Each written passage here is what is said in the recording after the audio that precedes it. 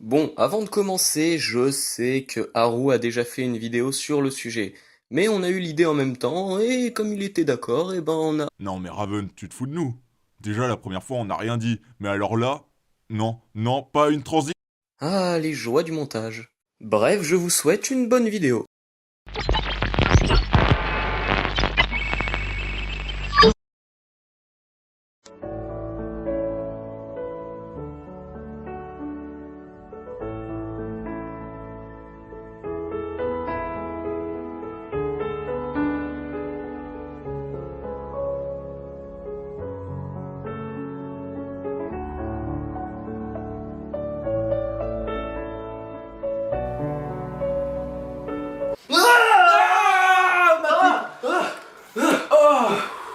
Oh bordel, mais qu'est-ce qui s'est passé? Je crois qu'on a fait une grosse soirée. Mais on était que deux? Ah bah oui. En fait, t'as pas écouté la radio récemment? Ah bah non. Et t'aurais pas un petit truc à me cacher comme ça là? Mais non, enfin, mais non, non, mais j'ai rien à dire. Non. Pourquoi? Ok. On va écouter la radio avec cette magnifique radio Art Sound disponible dans tous les bons magasins. Avec ça, vous aurez un son absolument génial et une écoute totalement confortable. Et totalement remboursée. Tout ça, le contrat. J'ai oublié un mot. Tac. Et tac. Bonjour à tous et bienvenue sur Mangasphère FM. Aujourd'hui fait divers, nous venons d'apprendre qu'un serial killer rôde en ce moment dans notre belle petite ville. Plusieurs corps ont alors été retrouvés sans vie et sans la moindre trace de lutte ou d'agression. Michel, notre reporter, est sur place. Oui, exactement, nous sommes en direct sur l'un des lieux du crime de ce fameux serial killer. Apparemment c'est un véritable carnage qui a eu lieu ici, on ne dénombre pas moins de 5 victimes dont le visage a tellement été passé au mixeur qu'il m'est impossible de dire si c'est un homme ou une femme. Mais enfin, Michel, ça n'a aucun sens. Alors je t'explique, ici c'est mon émission, alors tu vas me faire un café et surtout tu la fermes. Comment ça rendre l'antenne? Y'a un problème, c'est ça? Vous comprenez pas mon talent? Je suis journaliste moi monsieur. Non, rendez-moi ce micro bordel de... Bien, nous allons marquer maintenant une page de pub extrêmement longue et surtout, n'oubliez jamais que vous écoutez Mangasphère FM.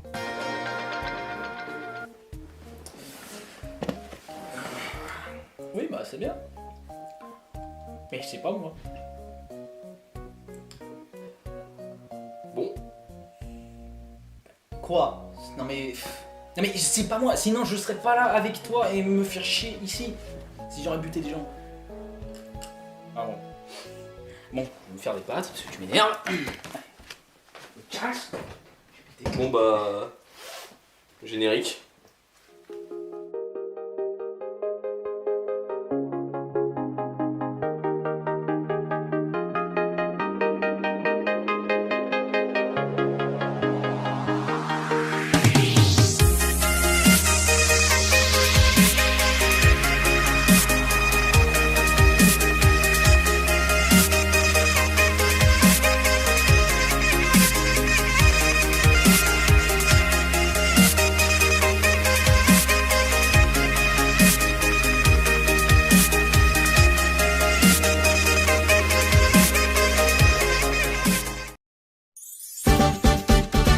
Avant de commencer cet épisode, il est important de savoir deux choses. Premièrement, comment je classe les animés que je regarde. Il y a en gros trois grosses catégories.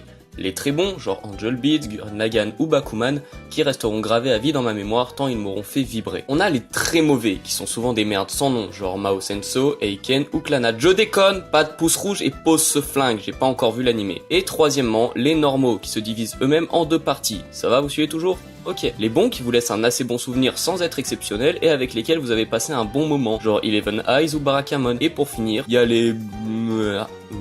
C'est ceux qui sont pas mauvais mais juste inintéressants et que t'oublies au bout de 3 jours et que tu prends même pas la peine de finir. Genre pour moi Shiki. Pourtant ça a l'air cool mais je sais pas, j'arrive pas à en être intéressé. Et aujourd'hui on va parler de Chunibyo, un animé qui a le cul entre deux chaises car je ne sais pas si je le classe dans le normal bien ou dans le très bon. Parce que oui, j'ai une faiblesse dans les animés. Un truc qui peu importe le scénar, peu importe l'univers ou quoi que ce soit d'autre m'intéressera obligatoirement. la romance. Ouais, je sais, ça a l'air con dit comme ça, mais mon genre d'animé favori, c'est les comédies romantiques. Mais attention, une romance bien foutue et pas cucu. Genre une romance type harem, ça m'en touche une sans faire bouger l'autre. C'est pour ça que j'ai adoré la partie 1 de SAO, que Mirai Nikki est un de mes animés favoris, et que dans chacun de mes mangas, j'inclus toujours une relation amoureuse entre les deux protagonistes. Et c'est également pour ça que j'ai choisi aujourd'hui de vous parler de Chunibyo. Possède l'une des histoires d'amour qui m'a le plus happé dans toute mon expérience de visionnage. Et j'ai maintenant l'impression que j'ai perdu des points en virilité. Comment ça, j'étais déjà à 0? Alors, Chunibyo Demokoi Gashtai est à la base une série de light novel écrite par Torako et illustrée par Nozomi Osaka. Elle a bien sûr été détournée en animé par Kyoto Animation, qui a fait ça et ça, donc ouais, ils sont pas maleux. C'est bien sûr de ça dont on va parler aujourd'hui. On suit la rentrée en seconde de Yuta, qui lors de ses années collège a été atteint par la Chunibyo. La Chunibyo, c'est simplement le fait de penser qu'on est spécial par rapport aux autres, et qu'on possède en réalité de grands pouvoirs. Il se faisait alors appeler Dark Flame Master, un être maléfique et surpuissant. Maintenant qu'il en a fini avec tout ça, il trouve son passé super embarrassant. Tu sais, c'est comme quand tu te rappelles d'un de ces moments super gênants qui t'est arrivé, et après t'es genre comme ça.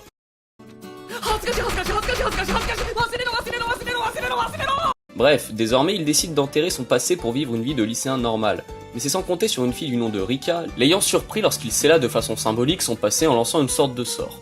Problème, Rika est profondément atteinte de la Chunibyo, pensant qu'elle possède un œil maléfique, alors que c'est juste une lentille de contact colorée. Du coup, par un rapport de cause à effet, Yuta va se retrouver à créer avec elle un club et avec d'autres personnages, ils vivront des choses terriblement ordinaires, comme aller à la plage, au festival de l'école, ou à un concours de sieste, et...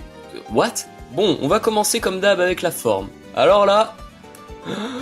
c'est extrêmement dynamique, la qualité de l'image est indéniable, l'animation est un putain de sans faute avec des scènes d'action juste hallucinantes et à couper le souffle, et très honnêtement je trouve que Kyoto Animation est un des meilleurs studios d'animation du moment, notamment avec Yokai et du coup Chunibyo. Mais là je sais ce que vous vous dites. Eh Raven, tu nous avais pas dit que les personnages atteints de la Chunibyo pensaient posséder des pouvoirs alors qu'en réalité ce n'est pas le cas. Dans ce cas, pourquoi on peut voir des scènes de combat intenses, propres et dynamiques? Alors laisse-moi t'éclairer, jeune hobby. Pendant l'animé, de nombreux autres personnages viendront faire leur apparition, certains étant de simples lycéens et d'autres possédant la Chunibyo. Et lorsque deux personnages atteints de cette dernière commencent à se battre, dans leur tête, tu vois ça.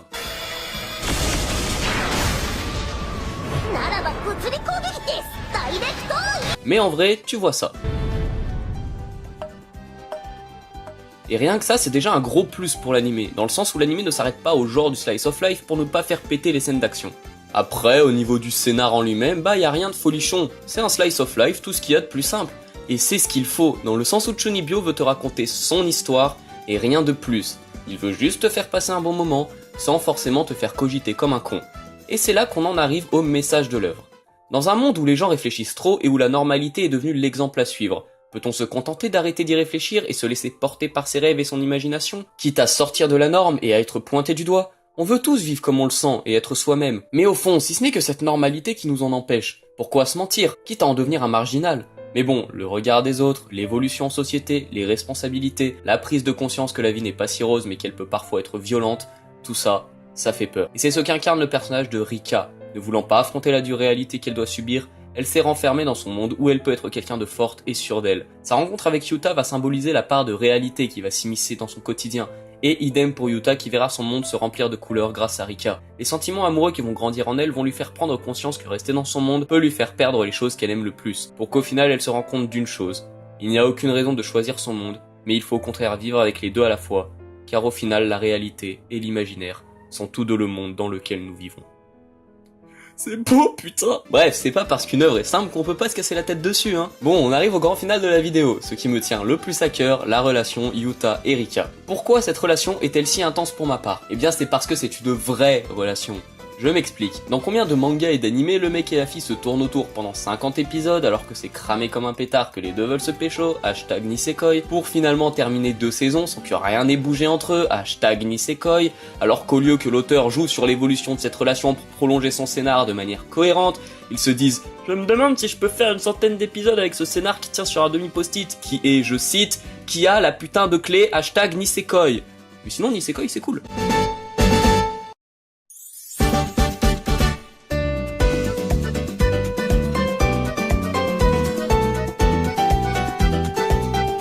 Vous l'avez compris, là où certains animés font débilement perdurer les interrogations amoureuses des personnages, Chunibyo passe une petite saison à faire ça pour au final qu'ils se déclarent leur amour à la fin de cette dernière. La saison 2 quant à elle se focalisera sur l'évolution de ce couple et à sa survie avec l'arrivée d'un nouveau personnage qui sera là pour foutre le bordel dans leur couple. Et non, c'est pas un spoil, dans l'opening on la voit se battre avec Rika et je pense que t'as compris que c'était pas pour le dernier pain au chocolat. Bref, voilà pourquoi j'ai décidé que Chunibyo rentrerait dans ma catégorie très bon animé. Ne serait-ce que pour tous ces moments qui m'ont fait me marrer et ceux qui m'ont fait me dire non, vous êtes sérieux. Mais également pour cette relation avec ces deux personnages que tout oppose, mais qui au final se complètent mutuellement. Bon, j'espère que cet épisode vous aura plu. Il a mis du temps à arriver et le rythme est pas prêt de revenir, vu qu'en ce moment je bosse sur Ace et sur d'autres projets perso. Mais bon, je vous informerai de ça en temps et en heure. Bon, pour le reste, vous savez quoi faire. Si vous voulez voir mes dessins, c'est Facebook. Et si vous voulez délirer avec moi et d'autres youtubeurs manga fort sympathiques, ça se passe sur Twitter. Je remercie au passage Noacro, Haru et Kurofidi qui ont participé à cette vidéo. Allez voir leur chaîne, ils font un travail exceptionnel. Pouce bleu si t'as aimé, et si t'as pas aimé, pouce bleu quand même. Un petit partage pour la route, ça fait plaisir et ça permet à la chaîne de se faire connaître. Et d'ailleurs, merci à vous, on va bientôt atteindre les 400 abonnés et ça mérite une vidéo spéciale. Bien, sur ce, gros bisous à tout le monde et à la prochaine.